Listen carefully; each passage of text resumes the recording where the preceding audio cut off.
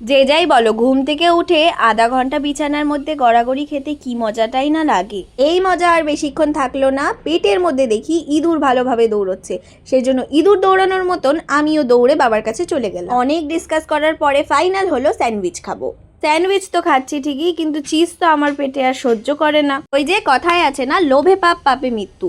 কিন্তু এই চিজের লোভে যে আমার পেট কিছুক্ষণ পরে কি হবে তার কোনো ঠিক নেই।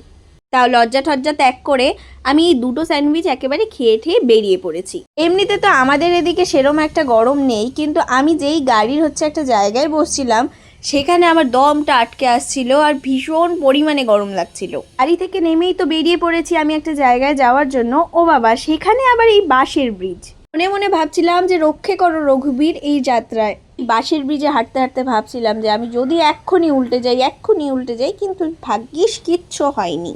তারপরে আমি যেখানে গিয়েছিলাম ট্রিটমেন্টের জন্য সেখানে তো আমি অনেকক্ষণই বসেছিলাম, কারণ ফার্স্টেই একজনের ট্রিটমেন্ট হচ্ছিল। তারপরে পেটে বড় খিদে নিয়ে আমরা এই বাঙালি রেস্টুরেন্টটায় ঢুকেছিলাম। এই রেস্টুরেন্টটা হচ্ছে লাটাগুড়িতে, ঠিক কৃষ্ণ হোটেলের অপোজিটে এই রেস্টুরেন্টটা। তোমরা যদি এমনিও লাটাগুড়ি ঘুরতে আসো তো রাস্তার পাশেই এমনিও রেস্টুরেন্টটা আছে, তো তোমরা দেখতেই পেয়ে যাবে।